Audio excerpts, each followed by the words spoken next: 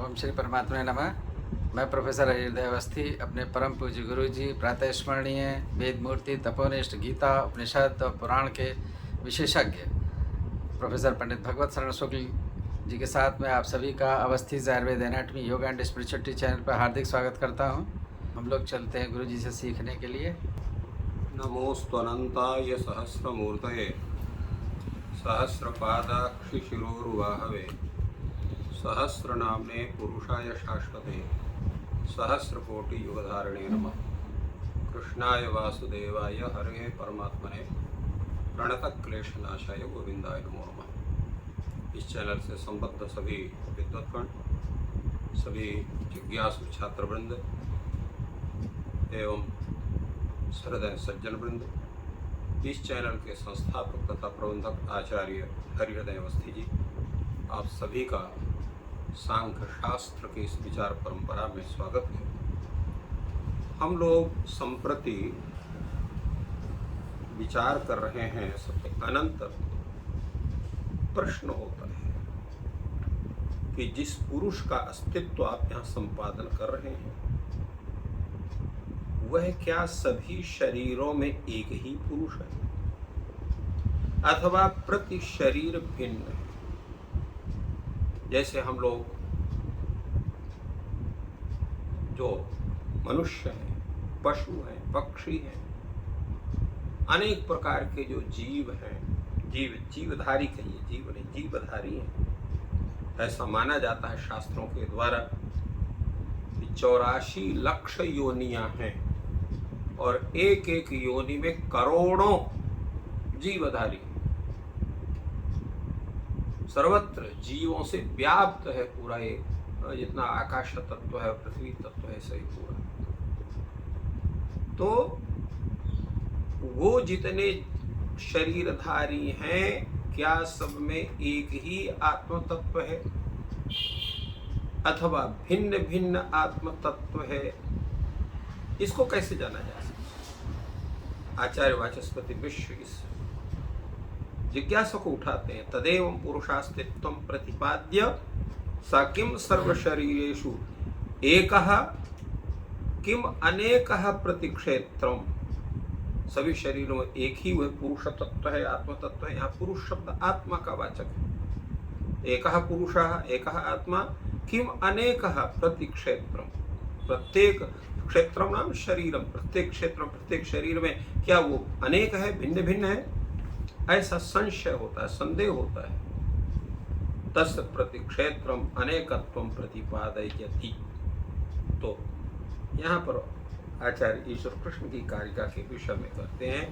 यहाँ पर ईश्वर कृष्ण अपने इस कारिका के माध्यम से उस आत्म तत्व का अनेकत्व सिद्ध करते हैं। कारिका का स्वरूप है जनन मरण करणानां प्रतिनियमात् अयुगपत् प्रवृत्तेश्च पुरुष बहुत्वं सिद्धं त्रैगुण्य विपर्ययाच्चैव। यहाँ पर इन्होंने 3 हेतुओं का प्रयोग किया। पहला हेतु है जन्म मरण करणानां प्रतिनियमात्। दूसरा है अयुगपत् प्रवृत्तेश्च। तीसरा हेतु है त्रैगुण्य विपर्ययाच्च। 3 हेतु दिया। तात्पर्य है जन्म मरण, जनन मरण और करण। करण माने इंद्रियां, साधन। तो शरीर से संबद्ध विषयों का साधन कौन है? इंद्रिया, जिससे हम वस्तु विशेष को ग्रहण करते हैं, जानते हैं, कार्य संपादन करते हैं। तो जनन मरण करणानाम प्रतिनियमात्। जन्म हमारा भिन्न भिन्न होता है, सबका एक साथ जन्म नहीं होता है। मरण भी पृथक पृथक होता है और प्रत्येक की इंद्रियां भी अलग अलग। हमारी चक्षुरेंद्रिय, कर्णेंद्रिय, श्रोत्रेंद्रिय, रसनेंद्रिय अलग है, क ख व्यक्ति की अलग है। तो जन्म मरण करणानाम प्रतिनियमात्, वो एक जो है प्रत्येक व्यक्ति की अलग अलग उसका स्वरूप है। और अयुगपत् प्रवृत्तिश्च, किसी की भी जो है इंद्रियों की प्रवृत्ति एक साथ नहीं देखी जाती है, सबकी प्रवृत्ति भी अलग अलग होती है। और तीसरा हेतु है गुणत्रैगुण्य विपर्यय। तीनों गुणों के स्वरूप ही अलग अलग है। तो किसी में जो है उसका सात्विक स्वरूप है, सुखात्मक स्वरूप है, किसी में राज स्वरूप होने से उसका दुखात्मक स्वरूप है, किसी में तामस होने के कारण उसका मोहात्मक स्वरूप है। तो गुणों के भेद के कारण इससे ये ज्ञात होता है पुरुष बहुत्वम सिद्धम, पुरुष अनेक है, यह बात सिद्ध होती है। इसके विषय में आचार्य वाचस्पति मिश्र इसकी व्याख्या करते हुए कहते हैं पुरुष बहुत्व सिद्ध, पुरुष का बहुत सिद्ध होता है। अस्मात् जन्म मरण करणानाम प्रतिनियमात्, जन्म मरण और इंद्रियों का स्वरूप प्रति व्यक्ति नियम जो है अलग अलग है, प्रति नियमात् उनका नियम अलग अलग है। निकाय विशिष्टा भी अपूर्वा भी देहेन्द्रिय मनोहंकार बुद्धि वेदना भी पुरुषस्य अभिसंबंध जन्म न तो पुरुषस्य परिणाम। तो निकाय का तात्पर्य है तत्तदात्मा सेवित प्रयोज्य भावि भोगानुकूल विलक्षण समुदय या परस्पर सापेक्ष संबंध, इसको कहते हैं निकाय। तो निकाय विशिष्टा भी अपूर्वा भी देहेन्द्रिय मनोहंकार बुद्धि वेदना भी। तो यह जो परस्पर सापेक्ष संबंध है, यह विशिष्ट अपूर्व देहेन्द्रिय मनो अहंकार बुद्धि वेदनादि के द्वारा पुरुष का अभिसंबंध होना ही जन्म है। यह जन्म पुरुष का परिणाम नहीं है, क्योंकि वह जो पुरुष है वो अपरिणामी है। तस्य अपरिणामित्वात्, वो किसी का परिणाम नहीं, अपरिणामी है। इसलिए पुरुष का परिणाम नहीं है ये जन्म जो है, ये उसका अपरिणाम। क्या स्वरूप है उसका? तो परस्पर सापेक्ष संबंध विशिष्ट अपूर्व देहेन्द्रिय मन अहंकार बुद्धि वेदनाओं का पुरुष के साथ अभिसंबंध ही उसका जन्म है। तेषामेव देहादीनाम उपात्तानाम परित्यागः मरणम, और उन्हीं देहादि से जो तेषामेव उपात्तानाम देहादीनाम, और उन्हीं से संप्राप्त जो देहादि है उसका जो परित्याग है वही है मरण। इसमें आत्मा का विनाश नहीं होता है, न तो आत्मनः विनाश। क्यों? तस्य कूटस्थ नित्यत्वात्, वह कूटस्थ नित्य है, अर्थात कभी भी उसका विनाश नहीं होता है।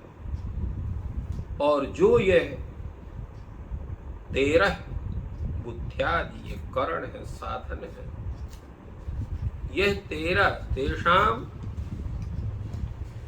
बुद्ध्यादि जनन मरण करणानाम प्रतिनियमो व्यवस्था, क्योंकि ये जन्म मरण करण इत्यादि जो है, तो ये बुद्धियादि जो 13 है, अर्थात बुद्धि अहंकार और मन, ये 3 हो गए, 5 ज्ञानेन्द्रिय 5 कर्मेंद्रिय 13। तो ये जन्म मरण तथा इंद्रियों का प्रतिनियम अर्थात उनकी व्यवस्था है एक, तो वो प्रतिनियम इनकी व्यवस्था होती है। साखल्यम सर्व शरीरों से एकस्मिन पुरुषे नोत्पद्यते, और वह जो व्यवस्था प्रत्येक शरीर में खाली एक ही पुरुष में संपन्न नहीं होती। साखल्यम सर्व शरीर से एकस्मिन पुरुषे नोपपद्यते तदा खलु एकस्मिन पुरुषे जायमाने सर्वे जायरन। अगर एक ही पुरुष में उसको हम मान लेते हैं तो फिर सभी पुरुष एक साथ उत्पन्न होंगे। और सभी एक साथ मरेंगे। मृवाणी जिससे सर्वे मृयेरन। अंधादौ च एकस्मिन् सर्वे अंधादया। अगर एक व्यक्ति अंधा हो तो सभी अंधे हो जाएंगे। विचित्ते च एकस्मिन् सर्वे विचित्ता। अगर एक आदमी पागल होगा तो सभी पागल हो जाएंगे। तो इस तरह से अब व्यवस्था हो जाएगी। तो इसलिए जो बुद्धियादि 13 हैं, प्रतिक्षेत्रम तो पुरुष भेदे भवति व्यवस्था। ये सब प्रत्येक शरीर में प्रत्येक पुरुष के साथ भिन्न भिन्न रूप में। प्रतिक्षेत्रम तो पुरुष भेदे प्रतिक्षेत्रम, पुरुष का भेद हो रहा है प्रत्येक क्षेत्र में, प्रत्येक शरीर में वो सब भिन्न भिन्न रूप से व्यवस्थित होते हैं। न च एकस्याय पुरुषस्य देहोपधान भेदात व्यवस्था। खाली एक ही पुरुष के देहोपधान की भेद से व्यवस्था नहीं होती। पाणिस्तनाद्युपाधि भेदेनापि जन्म मरणादि व्यवस्था प्रसंगा। कारण यह है कि पाणिस्तनाद्युपाधि भेद, पाणी स्तन आदि उपाधि भेद से जन्म मरण आदि की भी व्यवस्था का प्रसंग होता है। नहीं पाणौ वृकणे जाते अस्तनादो महत्य भवे युवतिर्मृता जाता भवति। जैसे किसी का हाथ टूट हो जाए, स्तन आदि जो है स्त्रियों के वो बड़े हो जाएं, तो इससे यह नहीं है कि युवती मृत हो गई या उत्पन्न हो गई, ऐसा कुछ होता है। केवल इतने से उसका कार्य नहीं होता है, क्योंकि पुरुष होने पर भी शरीर इत्यादि उपाधियों के भेद से व्यवस्था हो जाएगी। क्योंकि ऐसा होने पर अगर हाथ है, स्तन है इत्यादि उपाधियों के भेद से भी व्यवस्था होने लगेगी। परंतु हाथ इत्यादि के टूट जाने से स्तनादि अवयवों के उत्पन्न होने से कोई युवती मृत या उत्पन्न नहीं मानी जा सकती है। ये तात्पर्य इसका है। इस प्रकार इसका पुरुष बहुत्व की सिद्धि में जो यहाँ पर एक जो है दिया गया, एक हेतु का प्रदर्शन का द्वितीय हेतु है इतश्च प्रतिक्षेत्रम पुरुष भेद इत्याह अयुगपत प्रवृत्तेश्च। और इसे पुरुष का भेद सिद्ध होता है कि इनकी सबकी एक कालावच्छेदन प्रवृत्ति नहीं होती। कोई खा रहा है तो कोई सो रहा है, कोई पढ़ रहा है, कोई लिख रहा है, कोई खेल रहा है, कोई खेत में काम कर रहा है तो कोई क्लास में पढ़ा रहा है। सबकी अलग अलग प्रवृत्ति देखी जाती है। प्रवृत्ति प्रयत्न लक्षण यद्यपि अंतःकरण वर्तनी, यद्यपि अंतःकरण वर्तनी पर तथा पुरुष उच्चर्यते, फिर भी वो पुरुष में उसका व्यवहार होता है। तथा तस्मिन् एकत्र शरीरे प्रत्ययमाने सएव सर्व शरीर से एक इति सर्वत्र प्रयते तो सर्वाण्येव शरीरेण युगपत् चालयेत्। अगर ऐसा मानते हैं किसी एक शरीर में प्रयत्न चल रहा है तो सभी शरीरों में वो प्रयत्न हो, तो ऐसा मानेंगे तो एक आदमी प्रयत्न करने से सभी शरीरों में एक कालावच्छेदन एक ही साथ एक ही समय में वो सब प्रवृत्ति शरीर की देखी जानी चाहिए। किंतु ऐसा तो नहीं होता है। तो इसे सिद्ध होता है कि शरीर प्रत्येक व्यक्ति का भिन्न है, इंद्रियां सभी व्यक्ति की भिन्न है, इसलिए पुरुष भी भिन्न भिन्न है। एक ही पुरुष नहीं है जो सभी में रहे, नहीं, सबकी प्रवृत्ति एक कालावच्छेदन सबकी दिखाई पड़ती है। तो इससे सिद्ध होता है कि पुरुष अनेक। तीसरा हेतु है त्रैगुण्य विपर्याच्चैव। तीसरे हेतु को बताया इन्होंने इतश्च पुरुष भेद इत्याह त्रैगुण्य विपर्याच्चैव। एव शब्द यहाँ पर आचार्य वाचस्पति कहते हैं कि त्रैगुण्य विपर्याच्चैव में यहाँ पर एव को कहाँ लगाना चाहिए। कहते हैं एव, इसका एव का प्रयोग त्रैगुण्य विपर्याच्चैव के साथ नहीं है। वो कहते हैं एवकारः भिन्न क्रम, जहाँ उच्चरित है वहाँ इसका जो है संबंध नहीं होता। अभी सिद्ध शब्द के साथ त्रैगुण्य विपर्याच्च पुरुषोत्तम सिद्धम एव, ऐसा उसका प्रयोग करना चाहिए। एवकारः भिन्न क्रम सिद्धम इत्यस्य अनंतरम द्रष्टव्य है, सिद्धमेव न असिद्धम। इन हेतुओं से पुरुष का बहुत सिद्ध ही होता है, वह सिद्ध नहीं होता है। त्रयो गुणाः त्रैगुण्यम् तस्य विपर्यः अन्यथात्वम्। तीनों गुणों का जो स्वरूप है वही त्रैगुण्य है। और उनका विपर्य, उनका जो है जो उनका जो त्रैगुण्य का जो विपर्य है, भेद है, तो वो जो विपर्य जो भेद है, सब में अलग अलग जो उसका स्वरूप है, तो वही उसका अन्यथात्व बतलाता है।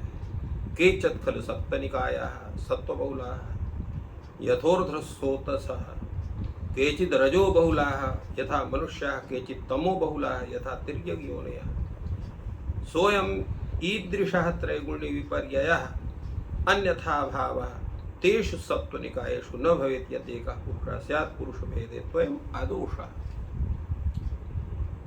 ऐसे लोग हैं जो सत्व स्वरूप वाले, जैसे सत्व बहुल है यथा ऊर्ध्व स्रोतसा, अर्थात देवता लोग हैं वो सत्व स्वरूप वाले, सत्व बहुल वाले। ऐसा नहीं जो सत्व स्वरूप जिसका अधिक है, सत्व निकाय है, उसके अंदर रजोगुण या तमगुण नहीं होगा। इसलिए यहाँ पर सत्व बहुलाह शब्द का प्रयोग किया, माने सत्व गुण सर्वाधिक है। जैसे 100% का स्वरूप है तो ये मान के चलिए कि 75% या 80% उसमें सत्व गुण का स्वरूप है और 10% रजोगुण का, 10% तमोगुण का स्वरूप। इसी प्रकार जो तो सत्व सर्वथा सत्व गुण बहुल कौन होते हैं, तो ऊर्ध्व सोतसा कहा। ऊर्ध्व सोतसा अर्थात देवता, देवता होते हैं, योगी होते हैं। और केचित रजो बहुला, कुछ ऐसे हैं जो जिनका रजोगुण सर्वाधिक होता है। ऐसे रजोगुण सर्वाधिक वाले कौन है, मनुष्य, यथा मनुष्य। तो मनुष्यों में तम रजोगुण का भाव होता है, जैसे लोभ है, मोह है, क्रोध है, ये सब अनेक प्रकार के दोष मनुष्यों में देखे जाते हैं। परंतु वही मनुष्य जब अपने दिव्य कर्मों के द्वारा अपने को उच्च बनाता है, देवोपम बनाता है, तो सत्वगुण संपन्न भी होता है, इसलिए वो साधक होता है, तपस्वी भी होता है। तो यथा मनुष्याः, और केचित् तमो बहुला, कुछ ऐसे लोग हैं जिनके तमोगुण बढ़ा रहता है। ऐसे कौन, तिर्यग्यों ने, अर्थात मनुष्येतर जो प्राणी, पशु है, पक्षी है, कीट है, पतंग आदि, इनमें तमोगुण होता है। ये अपने शरीर के अलावा और किसी के विषय में नहीं सोच पाते हैं, इसलिए केवल आहार के प्रति उनका जो कहावत है, आहार निद्रा भय मैथुन च समान में तत्पशुभिर नारायणम।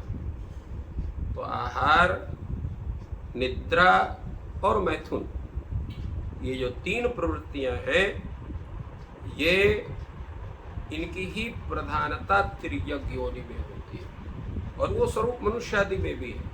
किंतु मनुष्य में रजोगुण का अधिक होने के कारण, सत्व गुण का भी प्रभाव होने के कारण, उनमें जो है मस्तिष्क है, बुद्धि है, सोचने का स्वरूप है, तो इसलिए वो अन्य कार्य भी संपादन करते हैं अपने भोजन, निद्रा, मैथुन के अतिरिक्त।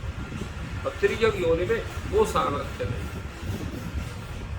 तो सोयम ईदृशः, वह जो पुरुष है इस प्रकार का है, इसमें क्योंकि इसमें त्रैगुण्य का भी पर्याय देखा जाता है।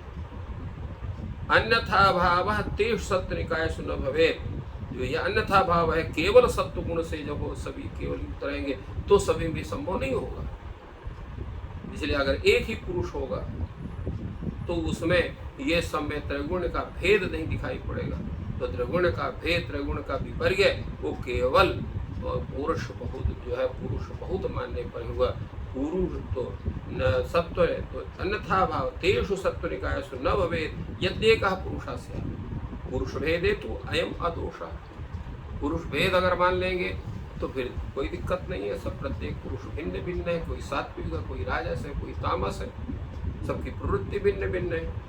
तो इसलिए ज्ञात होता है कि प्रवृत्ति भिन्नता केवल एक ही पुरुष में संभव नहीं होगी, अनेक पुरुष मानना पड़ेगा। तो इस तरह से आचार्य वाचस्पति मिश्र ने इस 18वीं कारिका के द्वारा इन्होंने पुरुष बहुत्व की सिद्धि किया कि एक ही पुरुष नहीं है, अनेक पुरुष है, अर्थात अनेक जीव।